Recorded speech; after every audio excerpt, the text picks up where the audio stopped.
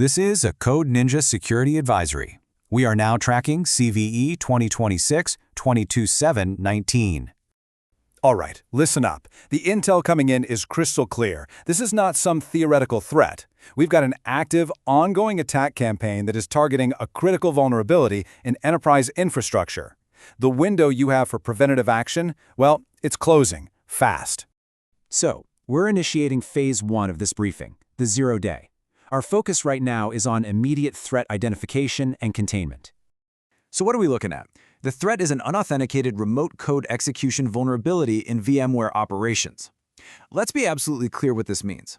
An attacker with just network access can execute any commands they want. No credentials needed, no user interaction. They can achieve total control of the target system. The objective of this public advisory is twofold. First, we need to get you the actionable intelligence required to deploy immediate countermeasures. And second, we're applying pressure to ensure widespread, rapid vendor patching across the entire digital ecosystem. You know the drill. We protect the perimeter by sharing critical intel. Okay, let's move to Phase 2, comms check. Before we do the deep dive, we have to ensure our intelligence channels are active and secure. To make sure you get continuous intelligence on this, because this threat is evolving, you have to be subscribed for updates. Consider a like on this your formal acknowledgement, your ACK, that you've received the transmission, and then report your status in the comments. Are you patched or are you vulnerable? This helps us and the entire community gauge the operational landscape, map the blast radius in real time. All right, Phase 3, the deep dive. We're now moving into the core technical analysis of this vulnerability. The flaw is a classic, CWE 77, command injection. Basically, the application completely fails to sanitize input during a support migration process. This lets an attacker just inject and run their own commands on the operating system underneath. It's a completely frictionless vector for threat actors. In the severity, it's officially rated as high, with a CVSS 3.1 base score of 8.1. That score really reflects the seriousness. It's a network-level attack, it's low complexity, and it requires zero privileges or user interaction for a successful exploit.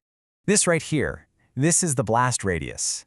You need to be checking your asset inventories against this list right now. We're talking VMware Aria Operations versions 8.0 all the way through 8.18.5 and 9.0 through 9.0.1. It also hits specific versions of VMware Cloud Foundation. I'll say it again, check your deployments immediately. And that brings us to the most important question you need to be answering for yourself at this very moment. Looking at the software configurations, is your environment patched or is it vulnerable? Your answer dictates your next move. Okay, you've got two options for countermeasures, but listen, they are not equal. The permanent patch is the only complete fix. It addresses this CVE and two others. The temporary workaround? That's just a stopgap. It only mitigates this one specific command injection flaw. Patching is the only real resolution here. Now, if you absolutely cannot patch immediately, you must deploy this temporary workaround. The protocol is pretty straightforward. Download the vendor script, ariaops-rce-workaround.sh, then use SCP to copy it to every single one of your Aria Operations nodes. SSH into each node is root. Make the script executable and run it. What this does is disable the vulnerable components, and that disrupts the attack chain. Okay, let's move to our final phase, the mission debrief. Let's look at how this all paints a picture of escalating risk. This timeline shows you just how fast a vulnerability becomes a weapon. Disclosure and patching started on February 24th. By March 3rd, that's less than 10 days later, CISA confirmed it was being actively exploited in the wild. That's when it gets added to their known exploited vulnerabilities catalog. And that's the point where this whole thing shifted from a preventative task to an all-out emergency response. The final deadline for federal agencies is March 24th, and that's a date every organization should treat as their own red line. So, here's the bottom line. We practice coordinated vulnerability disclosure for one reason.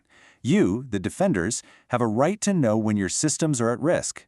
This intelligence is absolutely essential for you to protect your infrastructure. That's the briefing. Review the intel, verify your assets, deploy your countermeasures, stay secure.